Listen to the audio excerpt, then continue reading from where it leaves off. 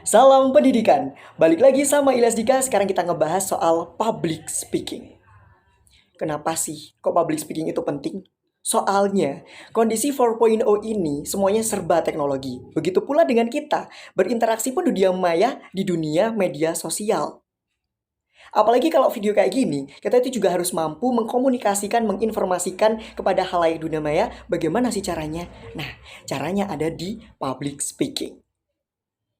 Halo, balik lagi sama Dika di ini dia. Kita sekarang akan membahas pendidikan itu kok penting banget, kenapa sih gitu. Pendidikan itu penting banget karena ya memang pendidikan adalah sebuah usaha sadar terencana untuk memberdayakan masyarakatnya kayak gitu. Nah, berdasarkan video tadi, kira-kira kalau kamu sebagai penonton YouTube-nya gitu ya. Nah, apakah kamu akan bertahan hingga akhir atau malah di-skip aja? Makanya perlu yang namanya skill public speaking, gimana sih caranya supaya kita bisa menginformasikan atau memprovokasi. Dimulai dari yang pertama yakni penampilan. Karena penampilan itu sangat penting di public speaking karena kita menjadi seorang pembicara atau public speaker sehingga kita menjadi pusat perhatian. Mulai dari kerapian rambut, kerapian baju, dan kerapihan wajah kita sendiri ini. Kita harus mampu senyum, kita harus mampu membawakan diri sebaik mungkin dan seberwibawa mungkin. Good looking itu bukan karena kita itu ganteng atau cantik, tapi bagaimana cara kita grooming, bagaimana cara kita untuk mengelola diri kita. Yang kedua adalah vokal, gimana caranya mereka itu bisa nyaman dengan suara kita.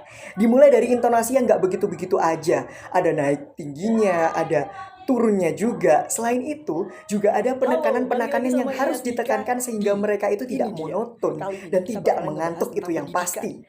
Selanjutnya, kita itu juga harus mampu mengeluarkan suara dengan tertawa. Maksud saya adalah smiling voice. Karena orang diajak berbicara dengan nada senyum, maka mereka akan terbuka dengan kita dan mampu mendengarkan kita. Yang ketiga yang paling penting adalah mental. Dimulai dari kontak mata kita yang harus mampu melihat semua sudut pandang kita kalau offline. Minimal ada 3 arah. Kalau secara online kita harus mampu memandang kamera. Ada di sisi mana sih kamera ini? Soalnya kalau kita itu masih terpaku dalam satu arah kalau offline, nanti orang lain itu nggak ngerasa kalau dirinya itu lagi diajak bicara. So, kuasai semua medan ya.